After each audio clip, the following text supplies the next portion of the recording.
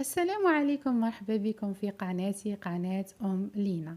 اليوم حضرت معاكم عصير الليمون، يعني مركز الليمون بمقادير مضبوطة مع كيفية الاحتفاظ يعني بالقشور اللي تعتمديهم إن شاء الله في عدة وصفات. هنا استعملت يعني ليمون، كنت اللي يعني نقيته وغسلته كما راكم تشوفوا. بعدها راح نربيه، ما يهمش يعني اذا تقشريه ولا تربيه، المهم انك يعني ما توصليش لهذيك القشور البيضاء، فقط الصفراء اللي الفوق. وبعدها راح يعني نطحنها في الاشوار، نحاول اني نتحصل على كميه، لانه بعدها راح القشور نستعملهم يعني نقدروا في بسبوسه ولا يعني في شربات. راح تعتمديهم يعني في دوق.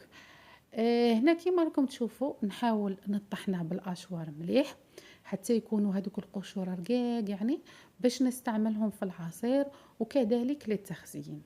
هنا حاولت كاع نطحنه كما راكم تشوفوا. وبعدها راح نروح يعني العصير الليمون، واللي يعني راح نقسم الحبة على نصفين، ويعني ونفوتها في آلة الطحن كما راكم تشوفوا، اللي بها نتحصل على العصير بدون هذيك العلفة يعني تاعه، ونحاول اني نتحصل على كمية اكثر. هنا كما راكم تشوفوا غادي نستعمل 2 لتر من عصير الليمون، معاهم 2 كيلوغرام يعني من السكر. يعني هذه مقادير مضبوطة اللي راح تستعملي فيهم لتر من الماء.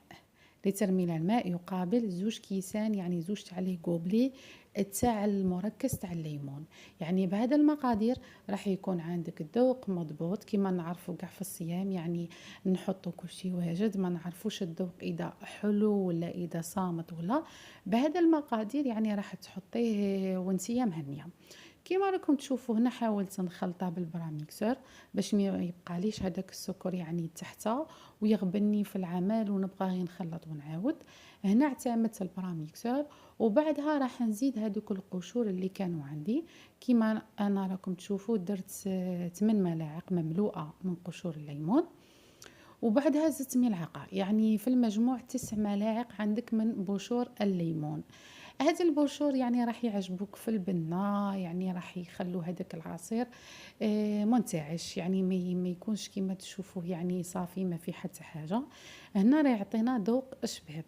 وكذلك هذوك القشور راح تستعمليهم كما قلت لكم في اللي راح نحتفظ بهم، راح تستعمليهم في بسبوسة، في يعني في شربات، باش تسقي بها يعني حاجة ولا هكا كما راكم تشوفوا. وبعدها هذيك الكميه اللي راح تبقى لي من القشور راح نزيد عليها شويه من المركز هذا اللي خدمته. للإفادة تقدري تستغني على هذه الخطوة.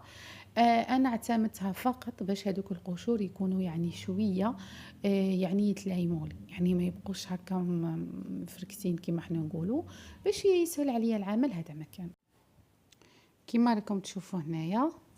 وبعدها نروح يعني الكيسان اللي راح نعتمدهم لي غوبلي. هنا عندي راح نحاول يعني نملأ كل كاس مع تفادي يعني تملئيه حتى للفوق، لانه نعرفوا كيما نعرفوا كي تخبي يعني العصير ولا الماء ولا حاجه في المجمد راح يتضاعف الخليط. يعني باش نيفيتو هذيك يسيل لنا من الكاس، ولا راح نعمرو فقط شويه كيما راكم تشوفوا. وبعدها بعد ما يجمدوا راح نعتمد يعني ندير كل 2 ولا كل 3 ولا 4 في ساشي تاع كونجيلاسيون، يعني حسب الاستعمال. لكن تستعملي يعني 2 لتر في اليوم راح تعتمدي يعني راح تعتمدي 4 تاع لي كوبلي. هنا كيما راكم تشوفوا حاولت نخبيهم في العلب اللي كاع نعرفهم اللي عندنا في كونجيلاسيون. بعدها يعني باش يسهل عليا اني نخرجهم ونديرهم، يعني كي نكمل نديرهم في لي ساشي تاع الكونجيلاسيون كيما نعرفوا. ونعتمد المقادير اللي نسحقهم، يعني نعتمد حبة ولا 2 وبصحتكم.